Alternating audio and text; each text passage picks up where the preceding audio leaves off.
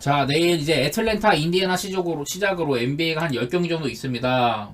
내일 이제 특이사항이라고 한다면은 인디애나에 할리버튼이 없다는 점이에요. 누가 뭐라 해도 지금 인디애나 할리버튼이 가장 중요한 선수죠. 그래서 제가 이렇게 할리버튼이 없었을 때 인디애나가 어땠는지를 찾아왔습니다. 이걸 어떻게 찾았냐. 자, 보면은 여기다 이제 할리버튼을 이렇게 검색을 합니다.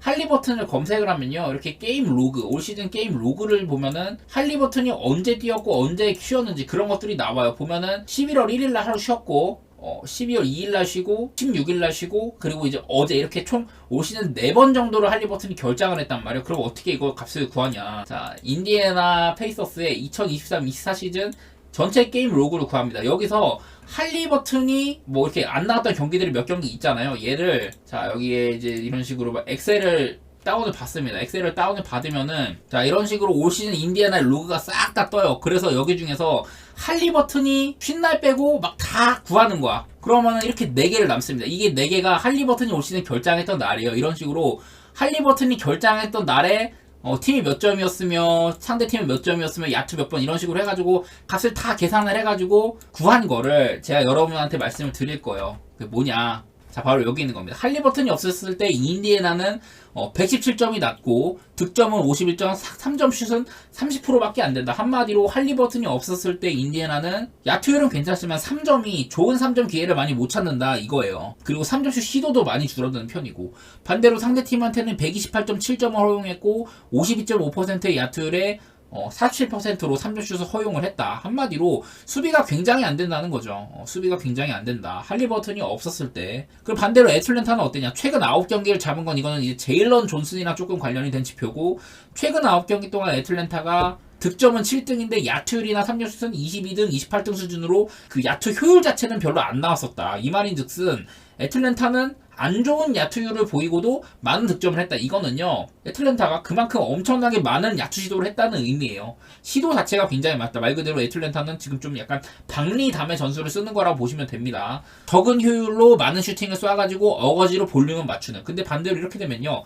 상대팀한테도 많은 야투를 허용할 수밖에 없어. 본인들이 턴을 많이 쓰기 때문에 막 스틸이라든지 오펜스 리바운드로 상대보다 더 많은 이런 시도를 하는 게 아니라면은 상대도 똑같이 많이 던질 수밖에 없거든요. 그래가지고 자, 수비할 때도 애틀랜타는 실점은 29등인데 뭐 3점은 22등, 야투율도 24등 수준으로 얻어맞았다면은 이것도 마찬가지로 애틀랜타가 상대한테 많은 기회를 허용하면서 많이 얻어맞았다. 뭐 이런 셈이 됩니다. 그래서 저는 일단 애틀랜타 게임은 이렇기 때문에 오바를 보는 게 맞다고 싶어요. 일단은 효율은 안 좋다고 일단 많이 때려 박으니까 일단 오바 쪽을 생각할 수밖에 없는 애틀랜타 게임인데, 자, 최근에 인디애나에서는 베네딕트 메서린이 상당히 잘하고 있습니다. 뭐 직전 경기 때는 살짝 야투율이 안 좋았어가지고 이렇게 조금 스탯이 떨어지긴 했어요. 원래 20점이 넘었는데 최근 8경기 동안 19.5점에 뭐 괜찮은 지표죠. 야투율이나 3점슛 지표나.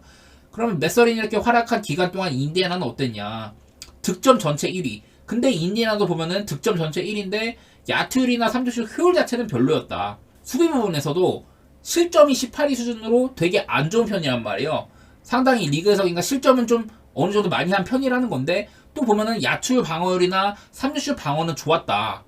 아까랑 똑같은 의미입니다. 야투율이나 3점슛 방어 자체는 잘했는데 실점 자체는 많다. 이건 무슨 의미냐? 많은 공격 기회를 허용했다 이거예요. 많은 공격 기회를 허용을 했다. 자, 근데 제가 이 경기는요, 저는 인디애나의 마헨의 언더 쪽을 조금 생각을 하고 있거든요. 물론 지금 생각은 그렇긴 한데 왜 그러냐? 저는 이거 인디애나가 조금 주도한다고 생각을 해요. 왜냐면 애틀랜타가 지금 워낙에 좀 일단 안 풀리고 있다. 그거를 좀 우선시하는 것 같고, 물론 애틀랜타가 뭐 오펜스 리바운드 많이 잡고 그러면서 그 오클라호마도 잡아보고 그러긴 했는데, 근데 애틀랜타는 일단은 되게 좀 비효율적인 많은 박리담회성 공격 그거를 시도를 하는 편이고, 반대로 인디애나는 지금 직전 경기도 그렇고 할리버튼이 없을 때 넴하드라든지 뭐 브루스 브라운, 맥코넬 이런 친구들이 나름대로 그래도 게임 조립은 좀 하는 편이긴 하거든요. 물론 뭐 할리버튼이 있을 때만큼 날카로운 오픈 3 기회라든지 그런 거를 막 잘 만들지는 못하지만은 전반적으로 이런 에너지 레벨이라든지 수비력이라든지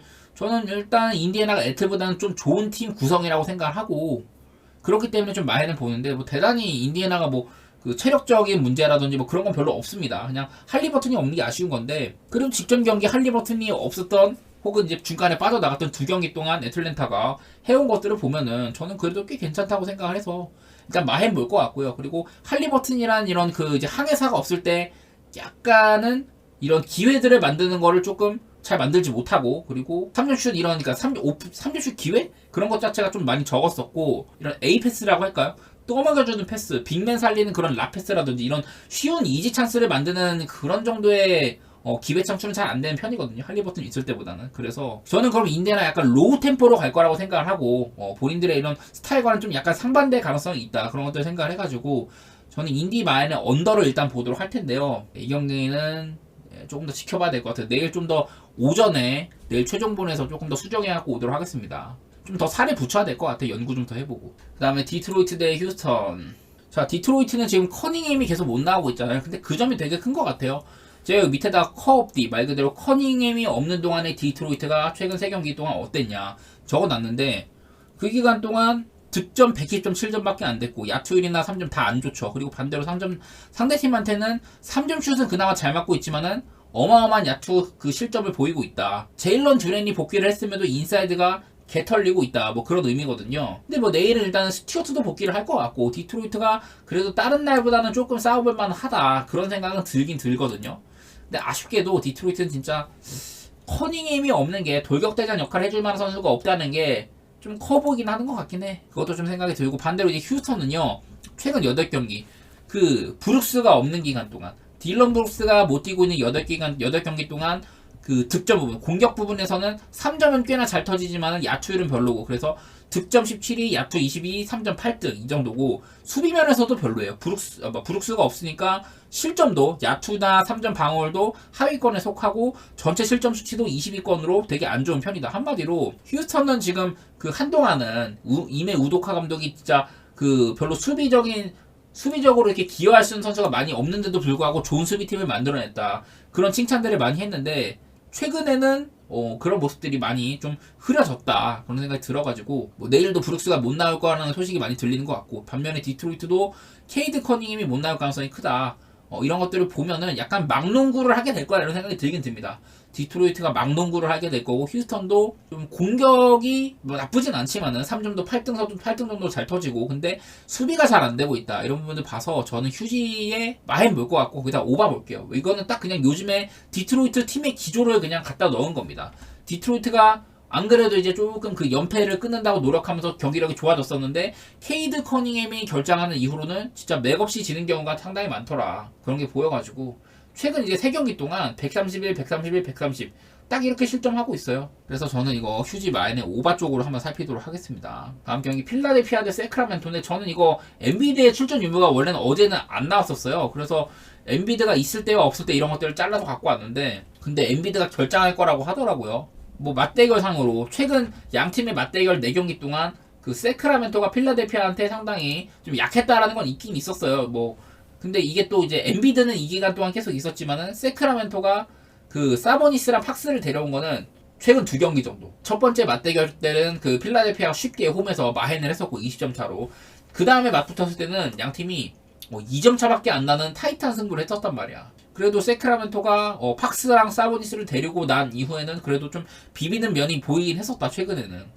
근데 내일은 필라델피아가 엔비드가 없다는 점이 가장 중요하겠죠. 올 시즌에 엔비드가 있을 때 필라델피아는 이렇다는 거고, 아래 엔비드가 없었을 때는 어땠냐, 이렇다는 겁니다. 먼저 엔비드가 없는, 내일 엔비드가 없으니까, 엔비드가 없을 때 다 9경기 동안 필라델피아가 2승 7패였는데요 그 2승 7패를 하는 기간 동안 본인들의 이런 득점력은 상당히 별로였고, 특히 3점도 엄청 별로고 야투율도 45% 미만이에요. 그래서 123점밖에 못 넣었는데, 상대팀한테는 야투율 49.8%로 허용, 3점도 36%로 본인들의 야투나 3점 슛보다도 훨씬 더 높은 수치로 허용을 했습니다. 한마디로 공격은 잘 안 되는데 수비도 잘 안 된다. 그런 면들이 눈에 들어오고, 엔비드가 있을 때는 확연하게 많이 달라지죠. 상대팀을 이렇게 많이 좀 억제를 하는 모습이 보이고, 그 2점슛 야투율이 거의 한 4%가량 오르고 3점도 많이 오르죠. 이렇게 뭐 제가 이렇게 막 찾아봐드리는 그런 뭐 엔비드가 뛸 때는 어떻다, 코트 위에 있을 때는 어떻다, 그런 정보보다도 그냥 이거를 보면 좀 확연한 것 같아. 엔비드가 뛴 날과 안 뛴 날이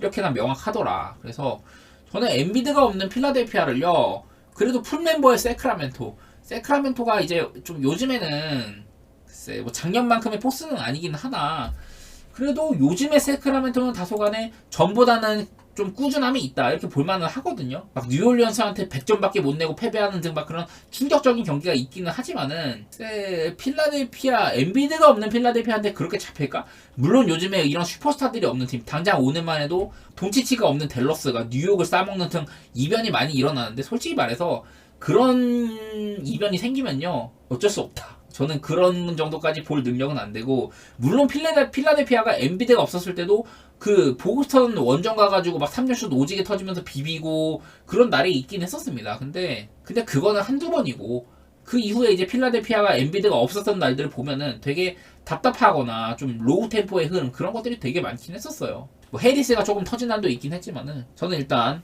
이거 세크라멘토 프렌 쪽에다가 241.5면은 오바 쪽으로 보도록 하겠습니다. 좀 세크라멘토의 면을 생각해가지고 오바를 보는 것 같고 필라델피아는 엔비드가 없을 때 다소 언더팀이긴 한데 241.5면은 그래도 세크라멘토라면은 오바 정도 한번 보겠다. 그렇게 얘기해볼게요. 그리고 저번에 유타랑 할 때 보면은 필라델피아가 엔비드가 없었을 때도 4쿼터 때 속도 보면은 진짜 엄청 서로 막 닥공 하면서 템포 살려가지고 막 푸시 하더라고. 그런 양상이 한두 번쯤 나오면은 저는 또 오바도 충분히 괜찮다고 생각합니다. 시카고 대 골든 스테이트. 최근 들어서 시카고가 이제 라인업이 많이 복귀를 했어요. 부세비치도 돌아오고 잭 라빈도 돌아오고. 근데 라빈이 이제 없었을 때 상당히 시카고가 잘 나갔었다. 그런 얘기들을 오랫동안 해왔었는데 근데 라빈이 돌아오고 시카고가 오히려 더 잘 돌아가고 있다. 라빈이 돌아온 이후로 시카고가 3승 0패를 달리고 있고요. 그리고 평균적으로 115.7점 득점 그리고 뭐 야투리나 3점도 나쁘지 않습니다. 뭐 리그 평균 정도는 돼요. 공격력이. 근데 수비력은 시카고가 워낙에 좋죠. 지금 라빈이 돌아온 최근 3경기 동안 107.3점으로 그 실점은 4등 뭐 야투 5등, 3루슛 방어 2등 이런 식으로 되게 잘하고 있는데 사실은 시카고는 이게 표본이 늘어나면 늘어날수록 더 좋은 수치를 자랑하는 팀이에요 원래. 그래서 최근 시카고는 유의미하게 긴 기간 동안 수비만큼은 확실하다는 걸 보여주고 있는 중이고 골스가 최근 이제 내일은 원정이잖아요. 그 전에 7경기를 연속으로 홈에서 치렀단 말이야. 근데 그 기간 동안 2승 5패밖에 못했어요. 그 기간 동안 이렇게 득점도 하위권이었고 실점은 리그에서 가장 많이 한 수준이었습니다. 거의 이런 식으로. 그래서 요즘에 골든스테이트가 상당히 많이 흔들린다. 뭐 센터를 트잭대로 바꾸고 뭐 이 기간들은 거의 또 디그린이 결정하는 거랑 겹치죠. 그렇다 보니까 지금 요즘에 골스는 영 미덥지가 못하다. 특히나 홈에서도 막 뉴올한테 대패도 했었고 막 그랬었으니까요. 팀적으로 굉장히 흔들리고 있는 상황이고 또 오늘 보면은 커리 빼고 모든 선수들을 트레이드할 수 있다. 그런 얘기까지 했었죠.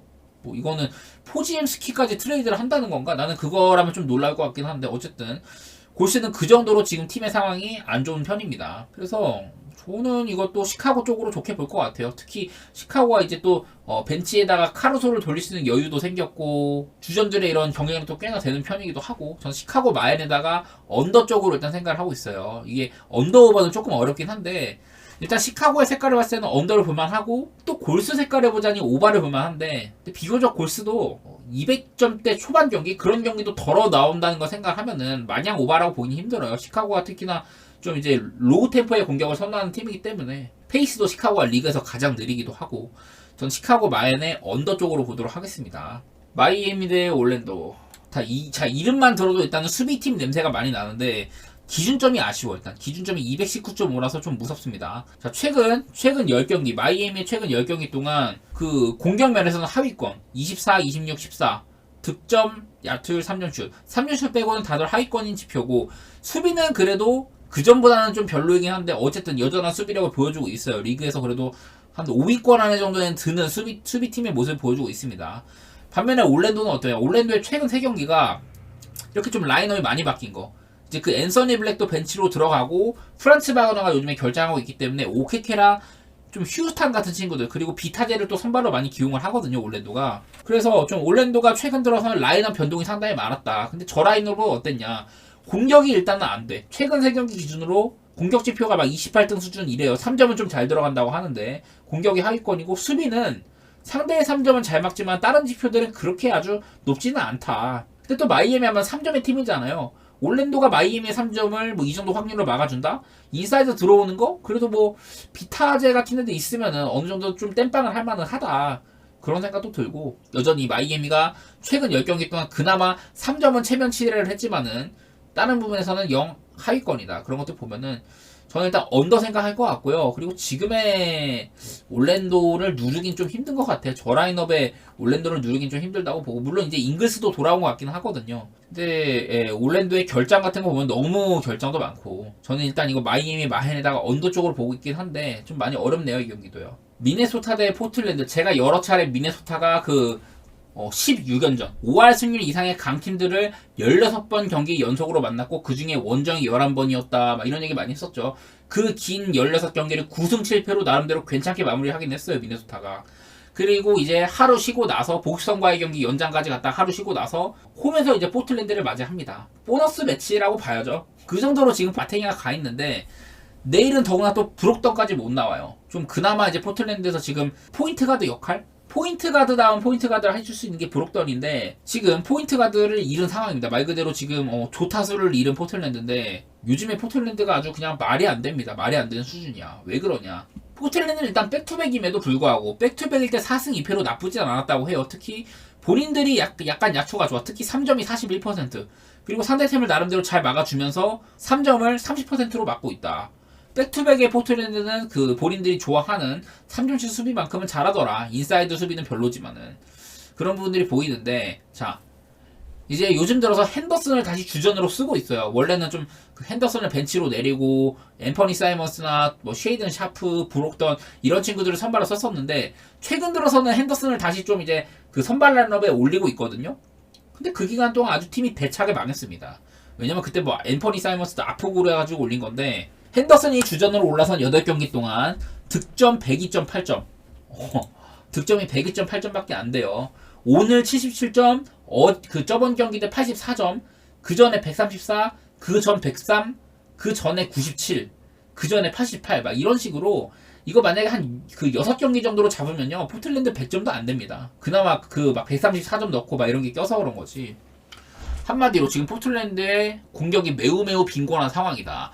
득점 꼴찌 야투율 지금 40%도 안 돼요. 최근 8경기 동안 야투율이 40%도 안 되는 상황이다. 3점도 24%고 상대한테는 근데 또 많이 얻어맞았죠, 이렇게. 근데 내 상대가 어디냐? 미네소타. 홈 미네소타. 저는 이거 내일도 포틀랜드가 거의 뭐 100점 미만의 득점을 할 가능성이 또 한 번 있다고 생각을 한다. 거의 그 정도의 생각을 가지고 있고, 저는 그렇다면은 오늘과 비슷한 흐름으로다가 미네소타가 포틀랜드 상대로 대량 득점을 하는 한편 포틀랜드는 100점도 못 넘기는 또 그런 날이 될 수도 있지 않겠냐. 저는 또 그 정도까지 바라보거든요. 왜냐면 이게 리그에서 지금 공격을 가장 못하는 팀과 그래도 명목상 리그 최고의 디펜시브 레이팅 팀, 그런 팀들이 붙기 때문에, 그리고 미네소타가 그 길고 길었던 16년 동안 디펜시브 레이팅 자체는 3위권 정도로 유지를 했어요. 많이 엇나가봤자 5등 정도? 그 정도로밖에 안 나갔고 여전히 좋은 수비력은 보여주고 있긴 했다.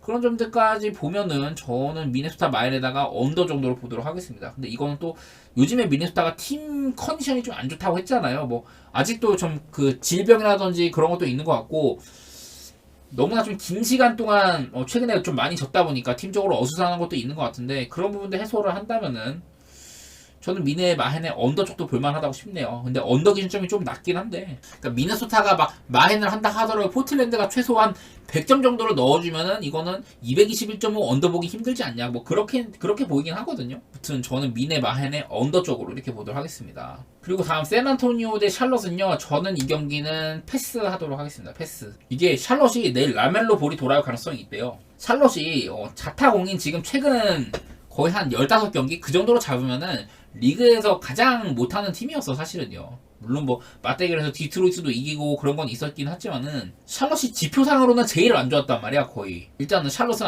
안 좋게 보는 와중에 제가 여기 뭐 시간이라고 적었는데, 이건 뭐냐면은 지금 그 웬벤야마가요, 경기당 한 30분 미만으로 뛰게끔 시간 조절을 받고 있거든요. 그래서 웬벤야마가 시간 조절을 받고 있는 샌안토니오가 최근 11경기 동안 이게 웬벤야마가 시간 조절을 받는 중인 거예요. 30분 미만으로 뛰게끔. 그 기간 동안 뭐 득점이나 뭐 이런 여러 가지 부분에서 안 좋았다는 거고, 3점도 안 좋고 득점도 안 좋고, 반대로 상대팀한테는 꽤나 많은 실점을 했고, 그러니까 웬벤야마의 장점인 이런 압도적인 윙스팬을 바탕으로 블락을 찍는다든지 뭐 그런 것들, 좀 이렇게 림 프로텍팅적인 부분들이 썩 좋지는 않더라. 생각만큼 잘 나오진 않는다, 그런 거고. 반대로 근데 웬벤야마는 그 시간 통제를 받는 와중에서도 경기당 뭐 평균 한 24분 정도밖에 안 뛰었거든. 24분 정도. 그래서 거의 뭐 여기다가 한 조금씩 1.5 곱한다고 하면 되나? 1.5 정도. 여기 있는 스탯에다가 1.5 정도로 곱하면 돼요. 뭐 득점이 지금 20점인데 36분으로 환산하면 30점이라든지 뭐 그런 식으로 짱캐시 계산을 해볼 수도 있는데, 무튼 웬베냐마는 적은 출전 시간임에도 불구하고 충분히 좋은 스탯을 쌓고는 있다. 3점이 아쉽기는 하지만은 블락이 무려 24분 뛰는데 3.8개면 엄청난 수치죠. 그런 상황이고, 또 이제 샬럿 헤이워드가 없는 와중, 최근 들어서 이제 제가 라멜로 볼이 없는 기간 동안 샬럿의 기둥이라면은 고든 헤이워드와 마크 윌리엄스겠다 이랬었는데, 둘 다 결장을 많이 했었죠. 헤이워드가 없는 기간 동안 팀이 득점이 일단 꼴찌 30등이고 3점이 40%로 들어가가지고 6등이었는데 야투율이 28등이고 득점 자체는 30등이었다. 상대팀한테 허용한 것도 그 야투나 3점이 28등 수준으로 안 좋았는데 실점 값은 19%, 19점 정도, 19등 정도였다. 그냥 이것도 좀 뭐랄까 상대의 야투 시도를 그래도 최소화하기는 했다. 뭐 이런 것들 같은데, 네, 뭐 서로 간에 못하는 팀이기도 하고 전 대단히 어렵다고 보고요. 이 경기는 마땅히 어느 쪽에 우위를 들어주긴 좀 어렵다. 그런 생각이 들어서 그냥 패스하도록 하겠습니다. 패스 깔끔하게 패스할게요. 멤피스 대 클리퍼스. 야, 이거 대놓고 낚시 경기인 것 같아. 한마디로 낚시 경기인 것 같은데, 그 멤피스는 지금 스마트가 빠져 있잖아요. 한창 조금 팀이 이제 부활하려고 하는 와중에 스마트가 확실히 부활을 하고 있었어. 최근에 그 이제 나가리 되기 전에 3경기 동안 평균 25.7점, 야투 52%, 3점 45.7%. 스마트가 복귀한 이후에 되게 잘하고 있었는데 손가락 부상으로 거의 뭐 또 오랫동안 결장한다고 하더라고요. 그래서 그 기간 동안 이렇게 스마트가 잘하고 있는 기간 동안 멤피스가 딱 본인들의 모습, 득점도 거의 뭐 리그에서 3번째 정도로 많이 하고 야투율도 좋았고 3점도 6등 정도였어요. 한마디로 황골 탈퇴했던 멤피스인데, 근데 그 기간 동안 상대팀한테도 이렇게 수비도 상당히 잘 되는 모습이 있었거든요. 우리가 알던 작년 멤피스의 모습이 약간 보였다. 근데 스마트도 빠지고 있고 모란트도 나가리 된 상황이죠. 그리고 여기다가 뭐 이렇게 부상도 되게 많은 편이고, 그래서 멤피스를 좋게 볼 건덕지는 별로 없다. 그런 거고, 다만 이제 최근에 클리퍼스가 여전히 최근 8경기 정도, 이거 8경기는 그 기간 동안 좀 성적이 좋았었거든, 클파가. 최근 8경기 동안 클파가 7승 1패거든요. 7승 1패하는 기간 동안 득점 9등, 야투 4등, 3점 3등. 수비도 실점 전체 2위 정도로 잘 막았었고, 야투나 3점은 좀 준 편이지만은 상대한테 좋은 기회를 많이 주진 않았다. 그런 것들이 보이죠. 그래가지고 저는 이거 일단은 스마트가 없는, 혹은 또 모란트가 없는 멤피스가 어떻게 나올지는 잘 가늠이 안 되긴 한다. 하지만 멤피스는 딱히 홈에서의 이런 이점이 있는 팀이 아니에요. 멤피스가 올 시즌에 홈에서는 3승 13패, 원정이 11승 10패입니다. 이렇게 홈보다는 원정에서 압도적으로 더 좋은 성적을 보여왔거든. 그래서 홈 멤피스는 딱히 뭐 믿음은 안 가고, 물론 뭐 클리퍼스도 홈에서 16승 4패, 원정 8승 9패기는 한데, 근데 이거는 진짜 7.5 정도면은 솔직히 이거는 멤피스보다는 클리퍼스 보는 게 맞는 것 같아요. 저는 그런 생각이 들고, 그리고 언더오버도 글쎄 모란트나 스마트가 없는 멤피스가 어떤 농구를 할지 저는 잘 감은 안 잡히긴 하는데, 뭐 예를 들어서 루크 캐너드가 3점 오지게 터주고 베인이 막 캐리하고 자책주도 거들고 하면 말이 날 수도 있겠지만은, 근데 그럴 가능성보다는 클리퍼스가 일찌감치 경기를 접수하는, 저는 그런 그림이 오히려 더 맞을 거라고 보거든요. 요즘에 클리퍼스는 여전히 흠잡을 데가 없는 그런 경기를 또 보여주고 있기 때문에, 네, 저는 클퍼 마헨에다가 언더 쪽으로 한번 살펴보도록 하겠습니다. 다음 유타 대 토론토. 일단 유타도 그렇고 토론토도 그렇고 양팀 다 분위기가 상당히 좋아요. 유타는 그 이제 주전들이 속속들이 복귀를 하면서 마카넨이나 뭐 조던, 조던 클락슨이나 캐슬러라든지 로테이션 자원이 폰테키오나 악바지, 크리스 던, 섹스턴 이런 애들이 다 잘하고 있거든요. 한마디로 유타는 지금 선수들이 다 복귀하고 컨디션도 나쁘지 않은 상황이다. 그래서 팀이 잘 나갔는데, 최근 11경기 동안 유타가 9승 2패예요. 9승 2패. 그 기간 동안 득점도 7위, 뭐 3점은 좀 안 터졌지만 야투가 상당히 잘 터졌고 좀 빠른 템포의 공격을 많이 했었다. 반대로 수비도 나쁘지 않았다. 특히 인사이드 필드골을 많이 막아내는 모습이 많이 보였었고, 이거는 그 마카넨이나 또 올리닉이나 워커 캐슬러 이런 애들 7풋에 상당히 높은 이런 산성을 딱 이렇게 막 만든다고 했었고, 아마 그런 면들이 좀 드러났던 것 같아요. 반대로 이제 토론토 최근 6경기 동안 트레이드 이후에 상당히 달리는 팀의 면모를 많이 보여주더라.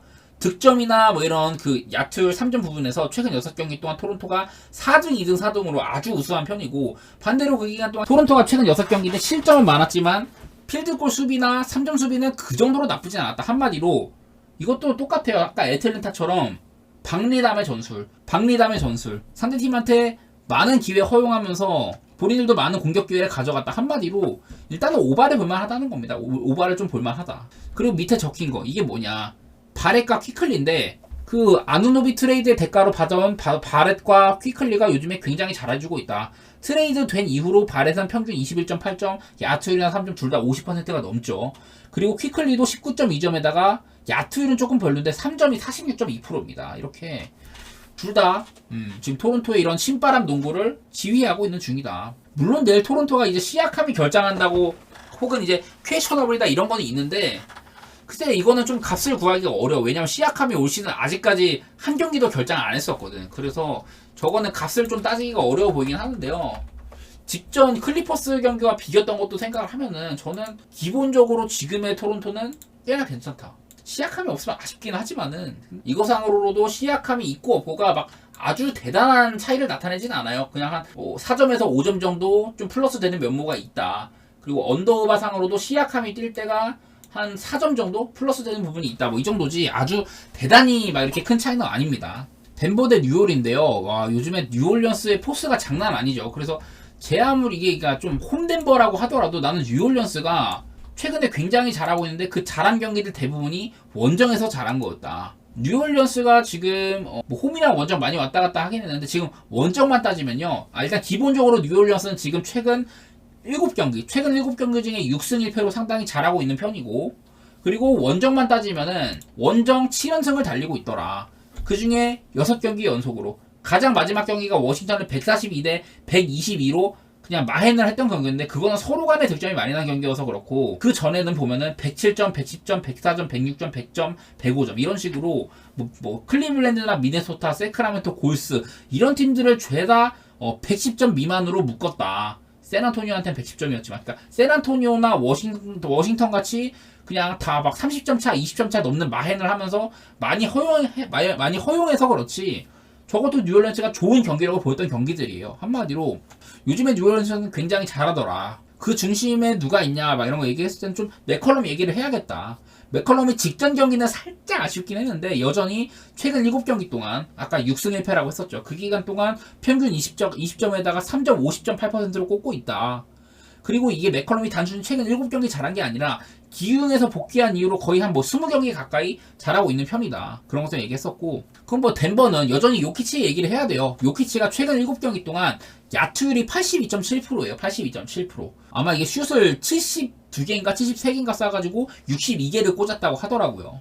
그 정도로 뭐 덴버의 인사이드 공격력만큼은 참 대단한 상황이다. 뭐 3점슛 83.3% 이거는 워낙에 요키치가 많이 안 던지니까 그렇게 부담아 들을 필요는 없는 내용이고, 여전히 요키치는 트리플 더블 머신다운 모습을 많이 보여주고 있는데, 글쎄요 이게 일단 홈덴버를 의식하지 않을 수가 없고, 근데 이 뉴올리언스가 원정에서 상당히 잘하고 있는데 덴버 원정에서는 어떨까 그런 생각이 들기는 하거든요. 그래도 뉴올리언스가 작년에만 해도 작년 초에도 덴버 원정 가가지고 덴버를 88점으로 묶고 107점으로 많은 큰 점수 차로 이긴 적도 있고 하단 말이야. 그래서 이게 풀라인업의 뉴올리언스는 상당히 까다롭단 말이죠. 저는 뭐 덴버도 덴버지만 홈덴버도 홈덴버지만은 지금 당분간은 뉴올리언스의 이런 좋은 기세를 좀 더 들여다볼 필요는 있을 것 같아요. 저번에 클리퍼스한테 한번 특히 홈에서 이렇게 지기도 했는데, 그 이후의 행보들을 보면은 뉴올리언스가 진짜 어지간한 팀한테는 이런 강한 면모를 계속 보여줄 것 같다. 최근에 이제 세크라멘토 골스 둘 다